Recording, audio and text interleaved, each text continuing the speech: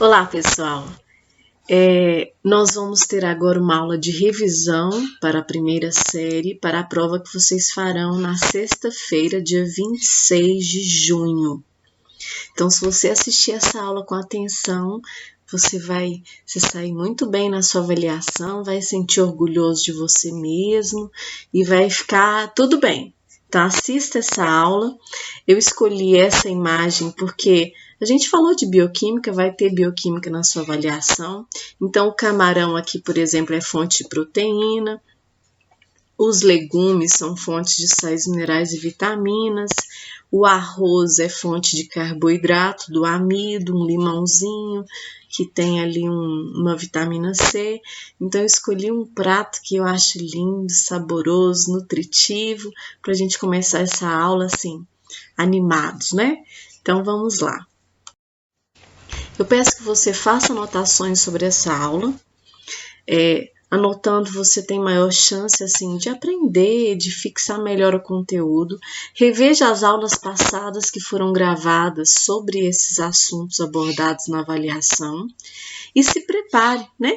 Se organize para você fazer uma avaliação e ficar satisfeito com aquilo que você da maneira como você se organizou, da maneira como você vai fazer.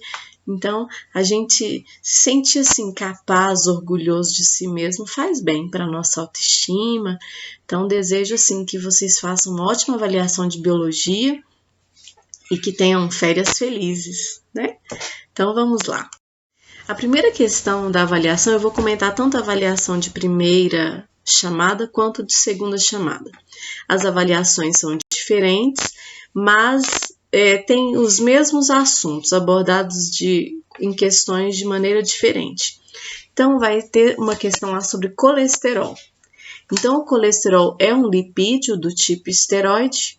É bom lembrar que ele forma uma membrana plasmática e ele é o precursor dos hormônios sexuais, testosterona, tido como hormônio masculino, e a progesterona, hormônio feminino.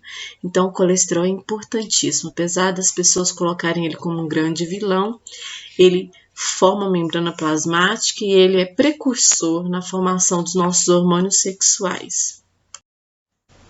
Os lipídios são representados por óleos e gorduras, são constituídos por ácidos graxos e glicerol.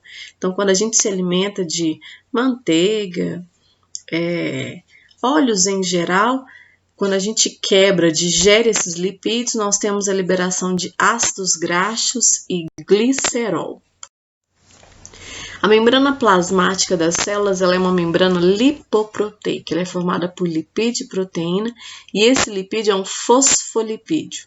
Então, lembre-se, a membrana plasmática é formada por fosfolipídio e proteína.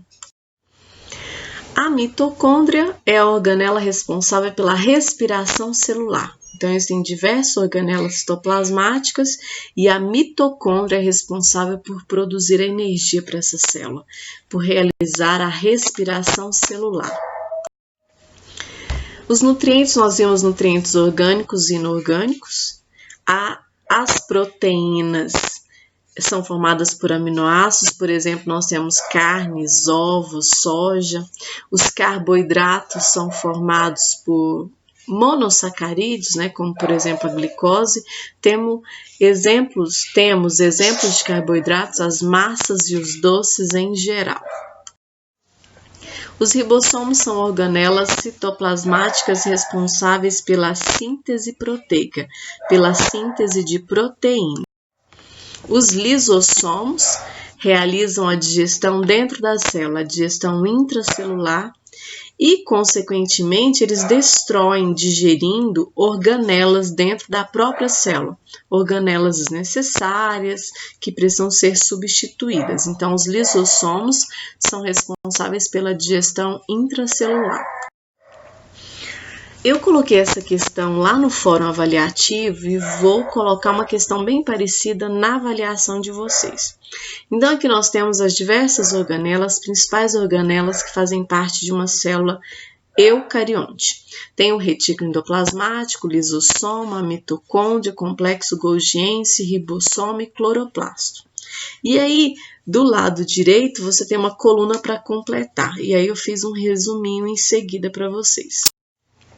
O retículo endoplasmático ele produz, transporta e armazena substâncias na célula. O lisossomo realiza a digestão dentro da célula. A mitocôndria libera energia por meio da respiração celular. O complexo Golgiense armazena proteínas e outras substâncias. O ribossomo fabrica as proteínas na célula e o cloroplasto realiza fotossíntese. Então, essas são as principais organelas e as suas funções. Osmose. Quando eu dei aula de osmose, eu coloquei um tomate fatiado, coloquei um salzinho no início da aula.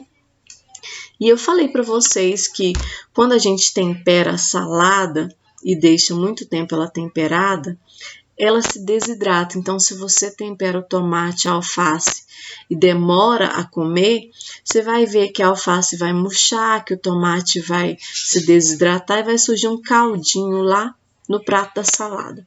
Por que que isso acontece? Isso é osmose. É a passagem de água do meio menos concentrado, que é dentro do vegetal, para o meio mais concentrado, que é fora do vegetal, onde está o sal. Então, a água vai sair do meio hipotônico, hipotônico é com O, e vai passar para o meio hipertônico. Isso é osmose, essa passagem de água de forma passiva, sem gasto de energia. As proteínas são formadas por aminoácidos, a fonte de proteínas que nós temos são carnes, ovos e a soja. O núcleo é a estrutura responsável pela hereditariedade, pela transmissão das características ao longo das gerações. Então, é no núcleo que as informações existem e são repassadas para as futuras gerações. Essa célula se divide.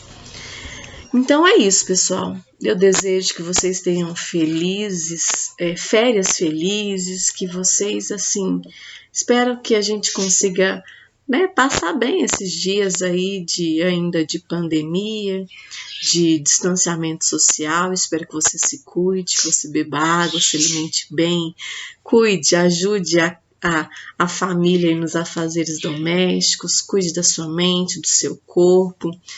Faça o que for possível para te fazer bem, te fazer feliz e fazer feliz também aquelas pessoas que estão aí junto com você nesse desafio, Então, eu desejo o melhor para vocês, estou com saudade da nossa rotina, da nossa vida. Desejo mesmo que tudo isso passe e feliz férias para vocês, tá bom? Até mais, essa é a última aula, então, do semestre que eu vou gravar. E aí vocês me encontram lá no Instagram, tá bom? Grande beijo, tchau, tchau.